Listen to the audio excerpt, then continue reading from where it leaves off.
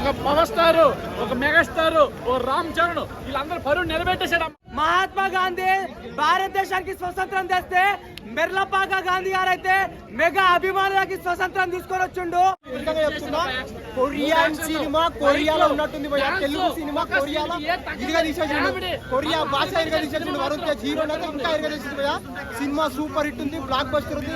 But సినిమాలో నచ్చిన point ఏం తెలుసా, అరటి పండు తినాలంటే తీయాలి తొక్క. సినిమాలో హీరో తిన్నాడు కుక్క.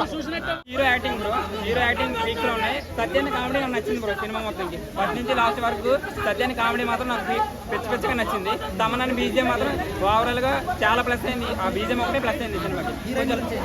హీరోయిన్ క్యారెక్టర్ అంతే లేదు బ్రో, బట్ చూపించిన వరకు మంచిగా అందంగానే చూపించారు. బట్ సినిమాలో కొంచెం లాస్ట్ లో క్లైమాక్స్ లో కార్టూన్ ఛానల్ చూసినట్టు అనిపించింది బ్రో. అదొకటే డిసప్పాయింటెడ్. మిగతా అంతా ఓవరాల్ గా సినిమా మంచి ఎంటర్టైన్ చేసింది.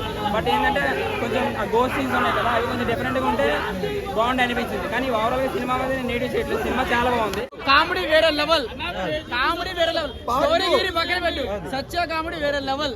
సినిమాలో పార్ట్ 2 ఉంది, కట్ చేస్తారు. కామెడీ పడి వేరే లెవెల్. సినిమా కామెడీ సూపర్ అయితే అదిరిపోయింది భయ్యా. సినిమా స్ట్రెస్ బస్టర్ భయ్యా. ఫస్ట్ హాఫ్ అయితే మ్యాడ్నెస్ ఎక్స్పీరియన్స్ ఇచ్చి పడేసింది భయ్యా. Family tensions, office tensions, lover tensions, ఏ టెన్షన్స్ అన్ని రిలీఫ్ ఇచ్చి పడేసింది భయ్యా. కొరియన్ దెయ్యం అయితే సూపర్ గా ఎలివేషన్ ఇచ్చి పడేసాడు భయ్యా. బీజిఎం ఉంది, ఐటమ్ సాంగ్ లేదు.